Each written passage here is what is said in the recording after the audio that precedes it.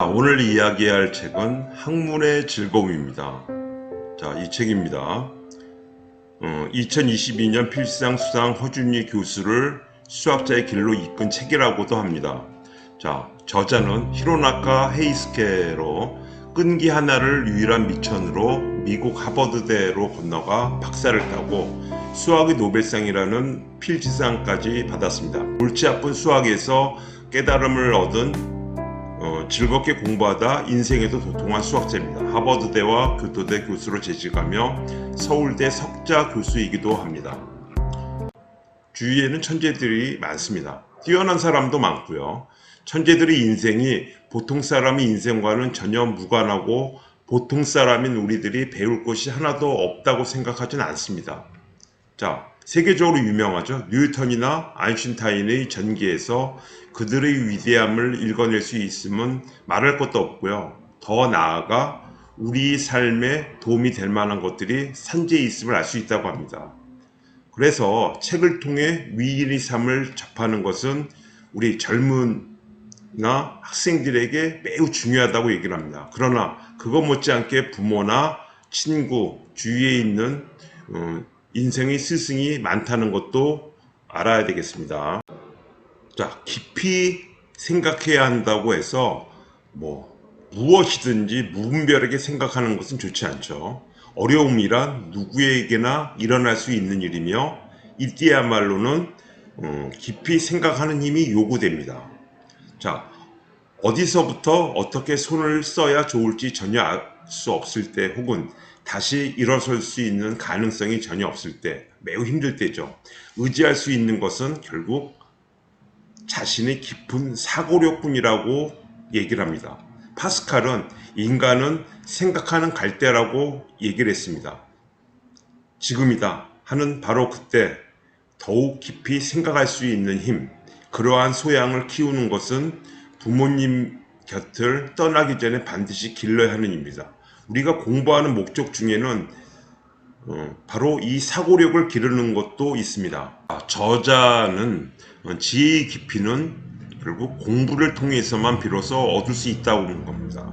공부를 하지 않은 사람의 두뇌는 인간 특유의 폭넓은 사고 훈련을 받지 않았기 때문에 깊이 생각하는 일, 지혜의 깊이가 키워지지 않는다고 합니다. 그리고 지혜의 힘은 결국 무엇이냐? 결단력을 말합니다.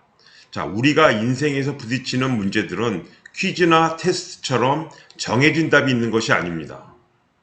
인생의 문제는 상당한 시간을 들이지 않으면 진정한 해결이 불가능하며 그 자체의 진위조차 파악하지 못하는 경우가 많습니다. 그렇다고 모든 것을 알아내기 전에 아무 행동도 취하지 않겠다는 태도도 이 세상을 살아갈 수 없습니다. 쉽게 해결할 수 없는 어떤 문제에 대해서도 어느 순간 결단을 내려야 합니다. 결단하는 힘, 어느 순간에 야! 하고 비약할 수 있는 힘, 이러한 지혜의 힘은 인생과는 직접 관계가 없어 보이는 공부하는 가운데서 키워진다고 얘기를 합니다. 친구와 사귀는 동안에 꾸준히 공부하는 자세를 배웠다고 합니다. 그래서 지금은 끈기에 관해서만큼은 누구에게도 지지 않을 자신이 있다고 합니다. 저자는 수학을 연구하는 데 있어서 끈기를 신조로 삼고 있습니다.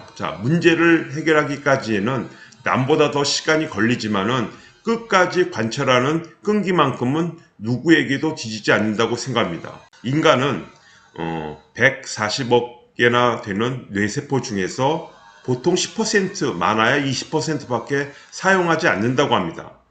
잠자고 있는 세포들을 사용하기 위해서는 남보다 두세 배의 시간을 투자할 수밖에 없습니다. 그것이 보통 두뇌를 가진 인간이 할 수 있는 유일한 최선의 방법입니다. 이 얘기를 하다 보니까 선생님이 강조하는 그 몰입, 황롱문 교수가 강조하는 몰입도 이와 비슷하게 뇌를 활용해야 된다는 얘기를 합니다. 창조만큼 사람에게 확실한 만족감을 주는 것이 없다고 합니다. 그러면 도대체 창조라는 건 무엇입니까? 새롭게 만들어내는 거죠. 창조라고 하면 예술이나 학문과 같이 우리의 일상생활하고는 동떨어진 것처럼 생각하기 쉽지만은 반드시 그렇지만은 않다고 합니다. 우리 옆에 생활에서도 창조가 나올 수 있다는 겁니다. 어머니가 아이를 위해 스웨터를 짜거나 청소의 방법을 개선하는 것, 젊은이가 좋아하는 놀이를 만들어 내거나 노인들이 나무를 가꾸는 것도 일상생활 속에서의 창조입니다. 저자의 어머니는 진달래를 재배하는 것, 서예 솜씨를 가지게 된 것, 자기 서예 작품을 남기려고 하는 것들이 결국은 다 창조 생활이라고 얘기를 했습니다. 자, 어떤 경우에도 마음이 맞는다든가 의기투합할 수 있다든가 하는 것으로 친구를 선택하는 기준을 삼지 않았다고 합니다. 나에게 없는 것을 갖고 있는 친구, 무엇을 배울 수 있는 친구를 의식적으로 선택하여 사귀었다고 합니다. 그 때문에 아주 친해지더라도 일정한 거리를 두고 내 안에 있는 작은 세계에 친구가 들어오려고 할 때 단호하게 배격하려고 노력했다고 합니다. 뭐 이렇게 친구를 사귀는 게 꼭 좋은 것만은 아니죠. 자, 이러한 교우 방법을 냉정하고 계산적이라고 평가하는 사람도 있겠지만은 저자는 이것을 지켜왔기 때문에 남에게서 한 번도 배반당하지 않았다고 합니다. 한번 이렇게 친구를 사귀는 사람도 있구나라고 생각하면 좋겠습니다. 왜냐하면 누구와도 친근하게 지내고 때로는 속마음까지 털어놓고 개방적으로 대하기도 하지만 나의 제일 중요한 주체성까지 영향을 받음으로써 나중에 후회하게 된 적은 한 번도 없다고 합니다. 즉 아무리 친하고 존경하는 그 친구에게 홀딱 빠져서 나 자신을 잃어버린 경험은 한 번도 없다는 겁니다. 창조라는 것은 출발점에서는 모두 유치하다는 것입니다. 창조의 원형은 아기와 같고 그것이 충분히 성장해야만 비로소 이용 가치가 밝혀지는 거죠. 자, 갓난아기가 유아로 소년에서 청년으로 성장해 가는 과정에서는 무엇하고도 바꿀 수 없을 정도로 예쁜 시기가 있지만 또 쫓아내고 싶을 정도로 미운 시기도 있습니다. 창조 역시 출발 시점은 유치하고 보잘것없더라도 도중에 포기하지 말고 인내를 가지고 키워가야 합니다. 무엇 때문인가? 자, 아이를 다 키워놓고서야 사회에 대한 그 아이의 가치를 알 수 있듯이 물건도 만들어 놓고 보지 않으면 그 실제 가치를 모른다는 거죠. 자, 경쟁의식을 가짐으로써 노력해야 할 목표의 초점이 보다 선명해진 겁니다. 이런 경우 먼저 상대방의 우수성을 솔직히 인정하고 있어야 합니다. 그러나 자, 여기서부터 중요한 것 같아요. 경쟁의식이 좋은 결과를 나타내는 경우는 비교적 적다고 합니다. 왜냐하면 사람이 갖고 있는 정신적 에너지 중 창조에 쓰이는 비율이 경쟁의식으로 인해 질투로 변형됨으로써 상당히 낮아지기 때문입니다. 이렇게 되면 다른 사람과 경쟁함으로써 자기가 도달하려는 목표의 초점이 흐려지고 결국에는 좋은 결과를 얻지 못합니다. 자, 다시 말해서 경쟁자를 존경하기보다는 경멸하는 경향, 경쟁자를 밀어뜨리려는 의식이 끊임없이 작용하여서 결국 질투심 때문에 정신 에너지가 고갈됩니다. 판단력이 흐려지며 결과적으로 자기가 겨냥하는 목표의 초점을 잃어버립니다. 자, 이 세상에는 상대가 되지 않을 정도로 우수한 사람들이 많습니다. 그래서 상대가 안 돼서 단념했어요라고 저자는 중얼거린다고 합니다. 체념한다고 해서 모든 것을 포기하는 것은 아닙니다. 그렇게 하면 질투심이 안 생기니까 오히려 열심히 할 수 있죠. 체념하는 기술을 알아두는 것, 그것은 창조하는 데 관련되는 정신 에너지를 제어하고 증폭하는 데 매우 중요하다고 얘기를 합니다. 자, 저자는 사람들이 사인을 원할 때 소심심고라고 쓴다고 합니다. 자, 이렇게 쓰는 까닭은 소박한 마음으로 돌아가서 다시 깊이 생각하라 라고 나 자신에게 항상 타이르고 있기 때문이라고 합니다.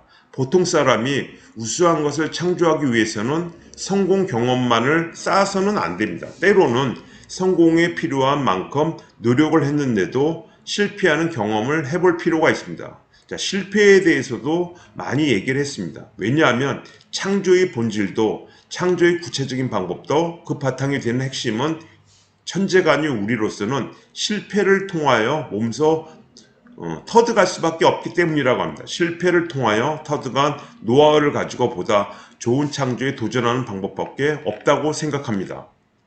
자, 예를 들어서 어떤 젊은이가 사랑에 빠졌다고 합니다. 당연히 그의 마음속에는 상대방도 자기를 좋아해주면 좋겠다는 소망이 생기죠. 그러다가 그 소망은 어느새 혹시 상대방도 나를 좋아하지 모른다는 기대로 변하고 또 그 기대가 자꾸만 커져서 결국에는 상대방도 나를 좋아한다라는 확신에까지 도달할 수도 있다고 합니다. 그러다 보면 그는 그녀에게 배신다고 생각할 것이고 그토록 사랑했는데라고 상대에게 따지고 싶을 겁니다. 결국 사실을 사실로 받아들이는 것이 얼마나 힘든가를 말하는 겁니다. 또 선입관이라는 말이 있는데 상대방을 평가하거나 남의 생각을 짐작할 때 이 선입관이라는 것이 방해가 됩니다. 쓸데없는 걱정도 사실 인식을 흐리게 하고 문제를 일으키는 요인이 되는 경우도 있습니다. 일에 대한 불안이 너무 커서 자신의 실력조차도 충분히 발휘하지 못하는 예가 수없이 많습니다. 자, 오늘 여기까지입니다. 수고했습니다.